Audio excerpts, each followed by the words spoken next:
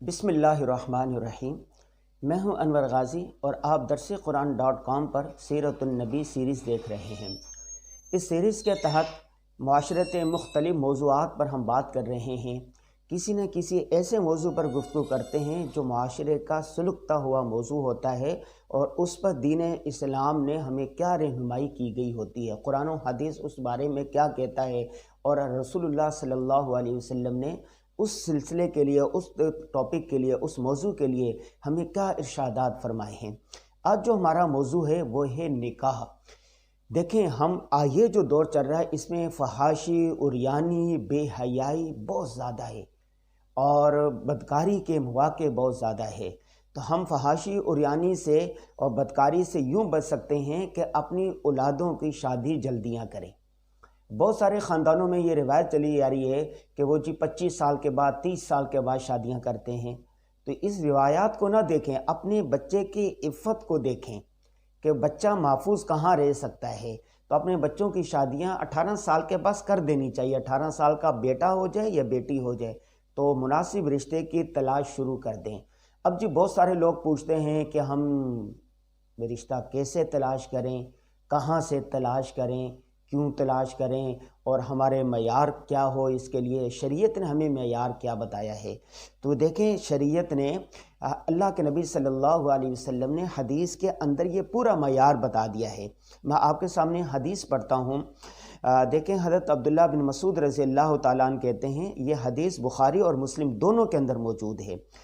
حضور صلی اللہ علیہ وسلم نے فرمایا، اے نوجوانوں، تم میں سے جو نکاح کی ذمہ داریاں اٹھانے کی سخت رکھتا ہو اس سے نکاح کر لینا چاہیے، کیونکہ یہ نگاہ کو نیچا رکھتا ہے، شرمگاہ کی حفاظت کرتا ہے، یعنی نظر کو ادھر ادھر آوارہ پھرنے سے اور شہوانی طاقت کو بے لگام ہونے سے بچاتا ہے، اور جو نکاح کی ذمہ داریوں کو اٹھانے کی وسعت نہ رکھتا ہو اس سے چاہیے کہ شہوت کا زور توڑنے کے لیے وقتاً فوقتاً روزے رکھے۔ کیسی بیوی کا انتخاب کرنا چاہیے؟ رسول اللہ صلی اللہ علیہ وسلم نے فرمایا کہ عورت سے 4 خصوصیات کی وجہ سے شادی کرنی چاہیے۔ نمبر 1، اس کے مال کی وجہ سے۔ نمبر 2، اس کی خاندانی شرافت کی وجہ سے۔ نمبر 3، اس کی خوبصورتی کی بنا پر۔ نمبر 4، اس کی دینداری پر۔ اور تم دیندار عورت کو حاصل کرو تمہارا بھلا ہو۔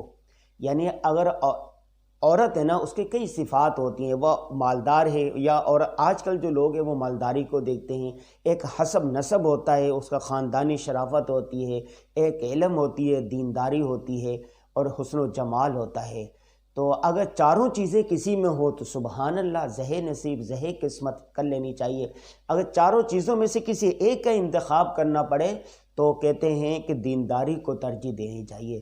یہ حسن و جمال عارضی چیز ہے، یہ مال و دولت عارضی چیز ہے۔ آج آپ مالدار ہیں، نہ جانے کل کیا ہوگا۔ آج کروڑ پتی ہیں، کل کک پتی ہو جائیں گے۔ ٹھیک ہے، مال آنے جانے والی چیز ہے، حسن و جمال آنے جانے والی چیز ہے، لیکن جو دینداری ہے یہ ہمیشہ رہنے والی چیز ہے۔ دینداری کو ترجیح دینی چاہیے۔ دیندار عورت کو آپ ترجیح دیں گے کہ آپ دنیا میں بھی آپ کا گھر بنا رہے گا، امن میں رہیں گے، سکون میں رہیں گے، آپ کے اولاد کی تربیت بھی اچھی ہوگی، اور آپ کا گھر بھی ایک دینی گھر ہوگا، اور آخرت بھی آپ کے لیے ہوگی۔ تو دیندار کو ترجیح دینی چاہیے، اس میں یہ مطلب بیان کیا گیا ہے۔ اور اسی طرح بیوی کے انتخاب کا اصل معیار کیا ہے؟ ایک اور حدیث ہے، حضرت عبداللہ بن عمر رضی اللہ تعالیٰ عنہ سے روایت ہے، رسول اللہ صلی اللہ علیہ وسلم فرمایا، عورتوں سے ان کے حسن و جمال کی وجہ سے شادی نہ کرو، ہو سکتا ہے کہ ان کا حسن انہیں تباہ کر دے۔ نہ ان کے مالدار ہونے کی وجہ سے شادی کرو، ہو سکتا ہے کہ مال انہیں تو سرکشی میں مبتلا کر دے، بلکہ دین کی بنیاد پر ان سے شادی کرو۔ سیاہ رنگ کی باندی جو دیندار ہو اللہ کی نگاہ میں گوری خاندانی عورت سے بہتر ہے۔ ٹھیک ہے، تو رشتوں کے تلاش میں معیار آپ کا کیا ہونا چاہیے؟ دینداری ہونی چاہیے۔ سب سے پہلے اس کو رکھیں۔ آج کل ہو کیا رہا ہے رشتے تلاش کرنے میں؟ لڑکے والے ہیں وہ اس میں پریشان رہتے ہیں کہ ہمیں لڑکی نہیں مل رہی، اور لڑکیوں والے پریشان ہیں تو ہمیں لڑکے نہیں مل رہے۔ عجیب بات نہیں ہے؟ حالانکہ لڑکیاں اور لڑکوں کی تعداد پاکستان میں تقریباً برابر ہے۔ پہلے لڑکیاں زیادہ ہوتی تھی لیکن آج کل 50% لڑکے ہیں اور 51% لڑکیاں ہیں، تقریباً برابر ہے بچوں اور بچیوں کی تعداد پاکستان میں۔ اور اس کے باوجود جس لڑکے سے پوچھ لو عمر اس کی نکلتی جا رہی ہے، 25 سال کا ہو گیا، 26 سال کا ہو گیا، 3 4 5 سال ہو گئے وہ تلاش کر رہے ہیں، ان کے معیار کی کوئی لڑکی ہی نہیں مل رہی۔ اور اسی طرح لڑکیوں کی عمریں نکلتی جا رہی ہے، 30 سال عمر ہوگی، 32 سال عمر ہے، کیا جی ان کے اسٹیٹس کا اور ان کے لیول کا لڑکا نہیں مل رہا؟ تو اپنے لیول کو ذرا نیچے کرو، اپنے لیول کو دین کی بنیاد پر پرکھیں۔ اور ہاں کفو کی شرط ضروری نہیں ہے، کفو بھی اگر مل جائے کہ جس خاندان جس طرح لڑکی والوں کا اٹھنا بیٹھنا اور اسٹیٹس ہے اس کا مل جائے تو ٹھیک ہے، اگر نہ ملے تو اصل معیار کس کا بنایا گیا ہے؟ دینداری کو بنایا گیا ہے۔ اور دوسری بات ذات پات کا بڑا مسئلہ ہے، جی میں پٹھان ہوں لہذا پٹھان سے شادی کروں گا، میں سرائکی ہوں سرائکے سے شادی کروں گا، میں پنجابی ہوں پنجابی سے شادی کروں گا۔ نہیں، ذات پات کا شریعت میں کوئی وہ نہیں ہے۔ مسلمان ہونا چاہیے، مسلمان عورت ہونی چاہیے، دیندار عورت ہونی چاہیے، وہ پٹھان ہو پنجابی ہو سندھی ہو مہاجر ہو کوئی بھی ہو، آپ نے دینداری کو دیکھنا ہے۔ حضور رسول اللہ صلی اللہ علیہ وسلم نے ان ذات پاتوں کو سب کو توڑ دیا، عصبیت کو توڑ دیا۔ آپ نے کیا کرنا ہے؟ مسلمان کو دیکھنا ہے، دینداری کو دیکھنا ہے۔ دیکھیں رسول اللہ صلی اللہ علیہ وسلم نے بہت ساری رسومات کا خاتمہ کیا۔ زمانہ جاہلیت میں ایک مرد شادی کرنے کی کوئی تعداد نہیں تھی، یعنی کوئی حد مقرر نہیں تھی۔ بیک وقت ایک آدمی 10 عورتوں سے 20 عورتوں سے 30 عورتوں سے 40 عورتوں سے اپنے نکاح میں رکھتا تھا، اپنے اس میں رکھتا تھا۔ تو دین اسلام نے اس کی تحدید کر دی، حد بندی لگا دی۔ چنانچہ یہ آیت سورہ نساء کی آیت نمبر 3 ہے، فَانْكِحُوا مَا طَابَ لَكُم مِّنَ النِّسَاءِ مَثْنَىٰ وَثُلَاثَ وَرُبَاعَ فَإِنْ خِفْتُمْ أَلَّا تَعْدِلُوا فَوَاحِدَةً۔ کیا مطلب؟ کہ تم عورتوں سے نکاح کرو جو تمہیں پسند آئیں، 2 سے 3 سے 4 سے۔ ہاں اگر تمہیں یہ خطرہ ہو کہ ان عورتوں کے درمیان انصاف نہ کر سکو گے تو پھر ایک ہی بیوی پر اکتفا کرو، یعنی اصل تو یہی ہے کہ ایک ہی بیوی سے شادی کرو۔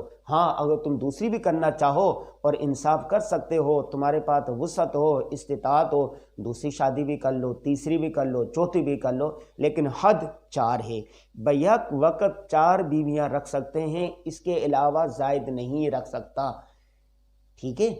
تو اس لیے کم از کم ایک عورت سے تو شادی کرنی چاہیے نا۔ پھر مسائل آتے ہیں، آج شادیاں ہو رہی ہیں، بڑی مشکل سے شادیاں ہو رہی ہیں اور 1 مہینہ نہیں گزرتا، 2 مہینے نہیں گزرتے ہیں، پھر لڑائی جھگڑے فساد دنگا شروع ہو جاتا ہے، طلاقیں ہو جاتی ہیں۔ تو یہ کیوں ہے؟ یہ سورہ نساء ہے، میرے سامنے سورہ نساء کھلی ہوئی ہے۔ نساء کا معنی ہی عورت ہے، اس میں عورتوں کے احکام بیان کیے گئے ہیں۔ میں تو کہتا ہوں کہ مرد ہے نا، مرد اس کو بھی شادی سے کرنے سے پہلے سورہ نساء کا اچھے طریقے سے مطالعہ کر لینا چاہیے۔ عورت کو بھی شادی سے پہلے سورہ نساء پڑھا دینی چاہیے۔ مرد کی شوہر کی ذمہ داریاں کیا ہے اس کا بھی پتہ ہونا چاہیے، خواتین کی ذمہ داریاں کیا ہے اس کا بھی پتہ ہونا چاہیے۔ مرد کو شوہر کو ان کے حقوق پتہ ہو، عورت کو ان کے حقوق پتہ ہو۔ جب ایک دوسرے کے حقوق ادا کرنے والے بن جائیں گے تو پھر طلاقیں نہیں ہوں گی، ناچاکیاں نہیں ہوں گی، یہ خاندانی جو نظام ہے یہ چلتا رہے گا۔ پاکستان میں کس قدر بڑی تعداد میں شادیاں ہو رہی ہیں، اس کی ایک بڑی وجہ آج کل جو ٹی وی پر ٹیلی ویژن پر ڈرامے چل رہے ہیں نا، یہ بہت بڑی فساد کی وجہ ہے۔ ڈراموں میں کیا دکھایا جا رہا ہے؟ جو ڈرامہ دیکھو اس میں طلاق دکھائی جا رہی ہے اور شادی کا نکاح کرنے کا اسٹیٹس مالداری کو دکھایا جا رہا ہے۔ جو مالدار سے مالدار ہوگا ہم نے اس کو دیکھنا ہے، یا جو زیادہ حسن و جمال ہوگا اس کو دیکھنا ہے۔ اس کی تلاش میں قرو پترہ کی تلاش میں آپ کی عمریں نکل جاتی ہیں، بچے بوڑھے ہونے لگتے ہیں، لڑکیاں گھر میں بیٹھی رہتی ہیں لیکن شادی نہیں اور نکاح نہیں کر پاتی، جس کی وجہ سے فحاشی عریانی بڑھتی چلے جا رہی ہے۔ تو والدین جو ہے، جو خاندان کے بڑے لوگ ہیں، ان کو چاہیے کہ وہ اس میں کردار ادا کریں۔ مرد اچھا ایک بڑی رسم جو آج کل وہ کیا ہے؟ جہیز کی۔ جہیز ہندوانہ رسم ہے، یہ بر صغیر پاک و ہند کے علاوہ اس کا کہیں تصور نہیں ہے۔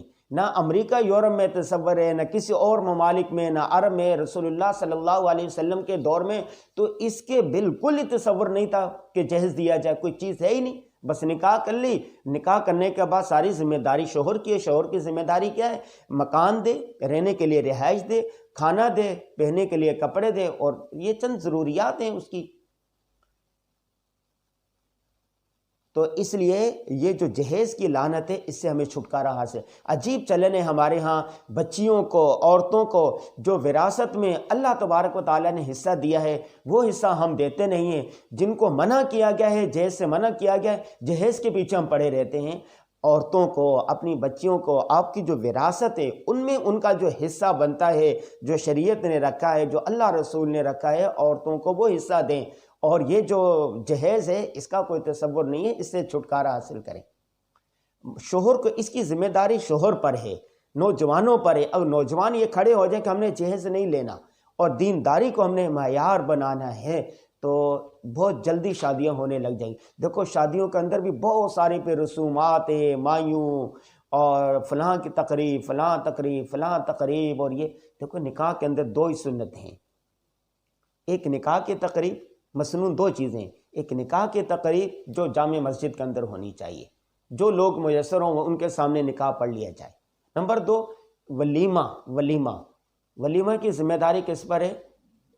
مرد پر ہے، دولہے پر ہے، شوہر پر ہے۔ وہ ولیمے کے لیے بھی ضروری نہیں ہے کہ بہت بڑا ولیمہ ہو، چھوٹا سا ولیمہ ہو جائے، گھر کے افراد کو کھلا سکتے اتنا کریں۔ اگر 20 آدمیوں کو بلا سکتے رشتہ داروں کو بلا لیں، اگر 30 کا کر سکتے ہیں اس کو بلا لیں، اگر 100 کی گنجائش ہے 100 افراد کو بلا لیں، اور اس سے زیادہ گنجائش ہے دوست احباب کو بلا لیں۔ یہ تو مالی وسعت پر ہے۔ بس یہ دو تقریبیں، ایک نکاح کی تقریب جو آسان طریقے سے جامع مسجد میں ہونی چاہیے، اور اسی طرح ولیمہ جو سادگی کے ساتھ ہونا چاہیے جتنی استطاعت ہو۔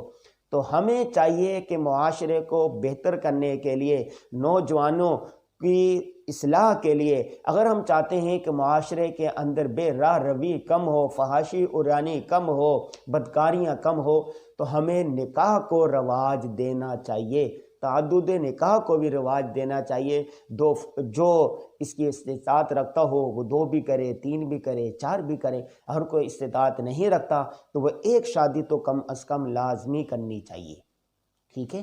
تو آپ والدین کی، بڑوں کی ذمہ داریاں ہیں کہ وہ اپنی اولاد کی شادیاں 18 سال کے بعد بس کر دے، بالغ ہونے کے بعد ان کی شادی کی فکر کریں۔